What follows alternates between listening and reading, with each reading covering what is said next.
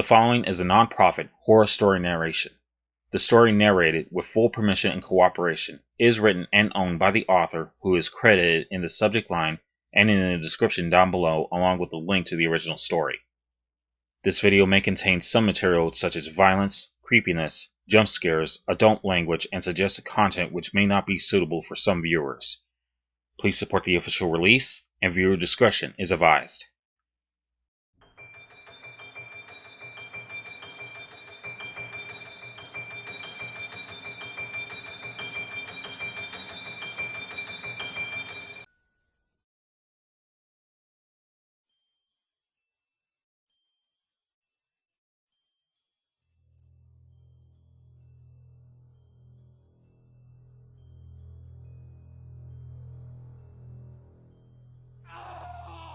I woke up in the middle of the night to the sound of a muffled scream. Jacob and Joseph were sitting in the middle of the warehouse around a fire. I figured I must have been imagining it and tried to go back to sleep when I heard it again. It sounded like the person was in agony. It was disturbing. I tried to ignore it, but it persisted. Finally, I looked over to Jacob and Joseph. They were just laughing, as if the screams were some comedian's joke.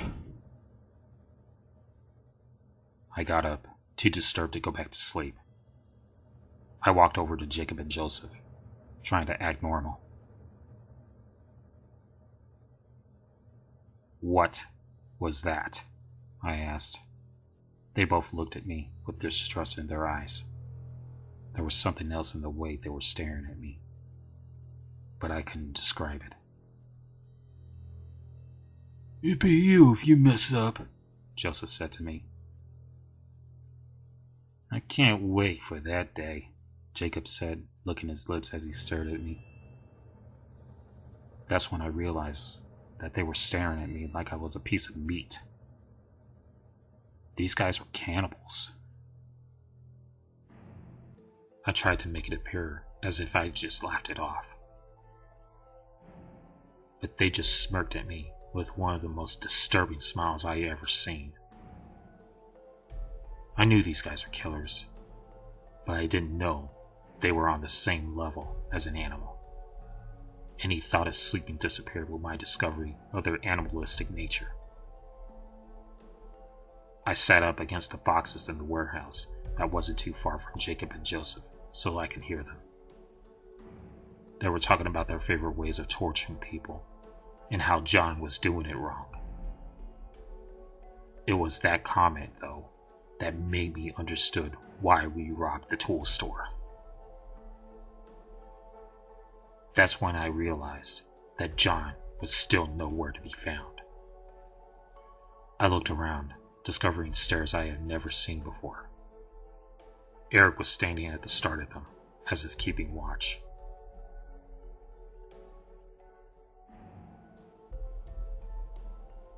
"What's up there?" I asked him, following the stairs with my eyes to see there was a small loft with a room at the top. "Does it matter?" he said as I heard another muffled scream of pain.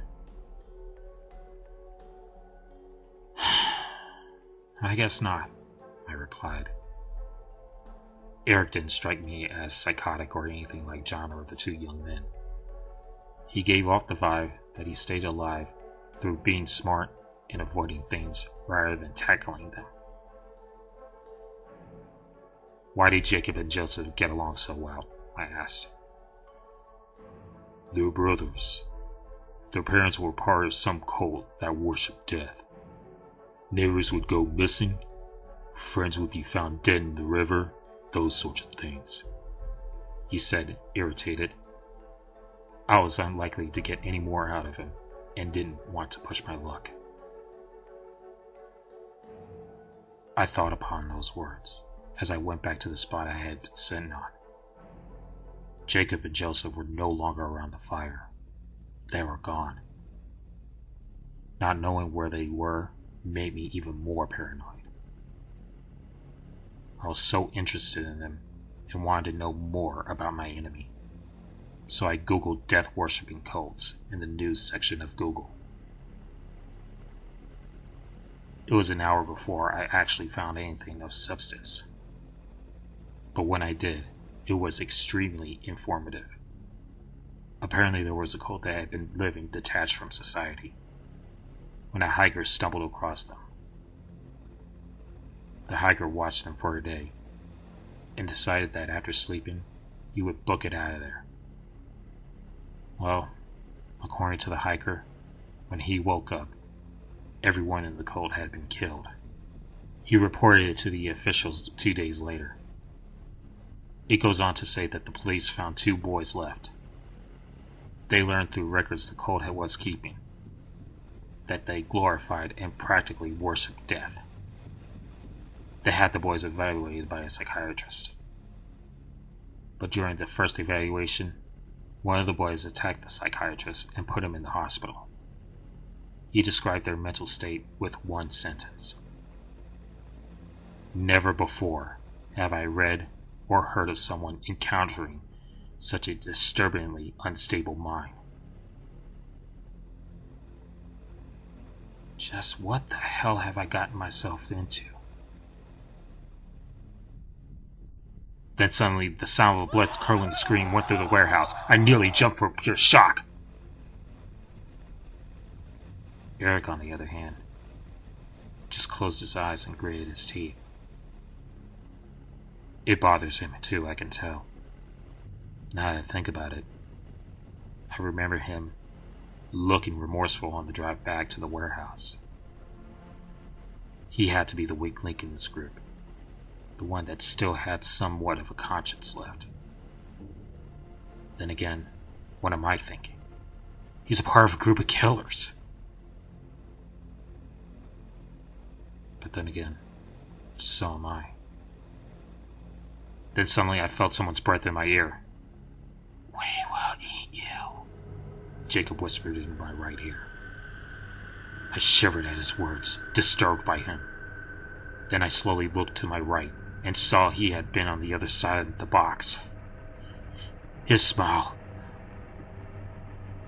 was that of a crazy man's. I got up from where I was sitting and walked around trying to find Joseph. I couldn't find him anywhere. Jacob just laughed at me. I just needed to survive until my next assignment. Then I'm out of here.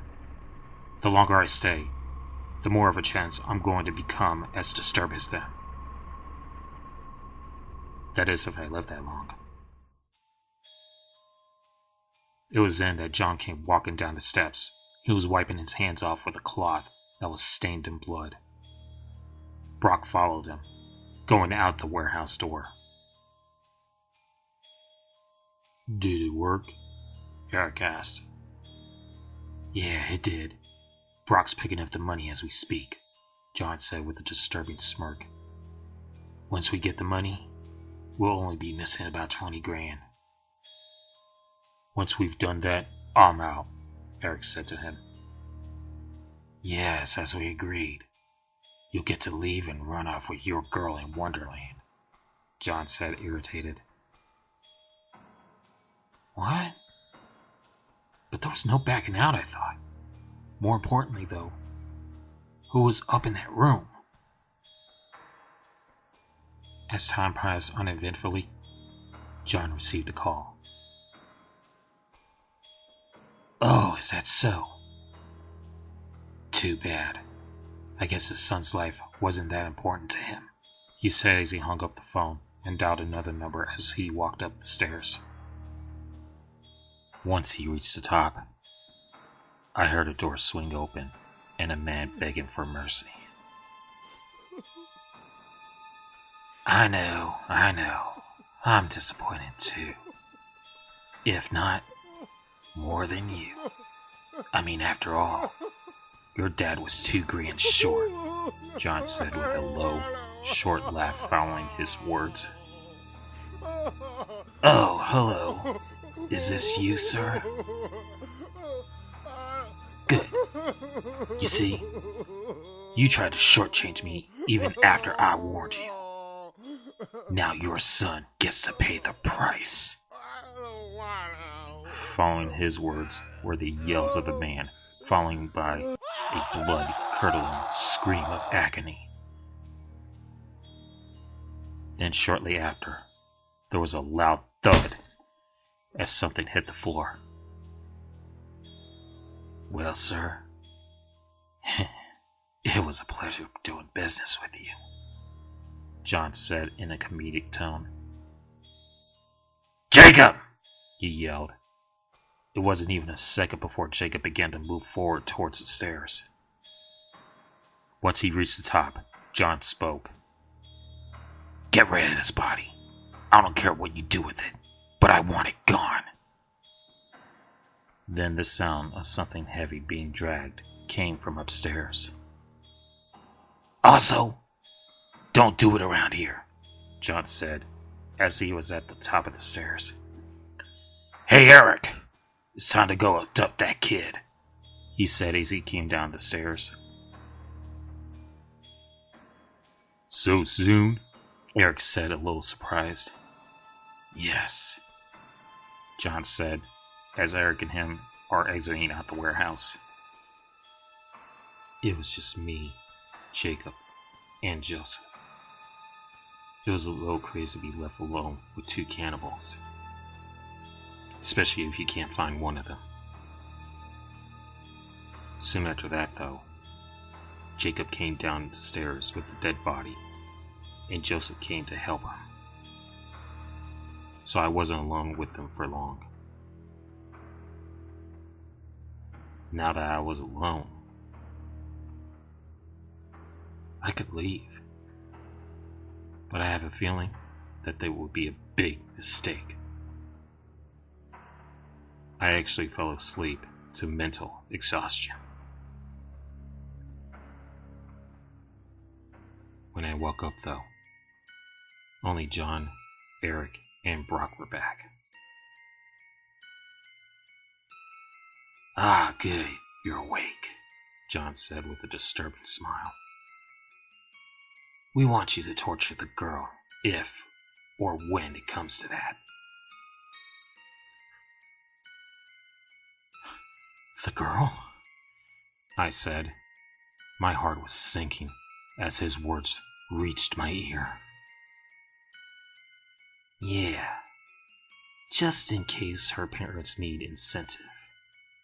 We will give them 3 days to think about it," he said, his smirk showing his rotten core.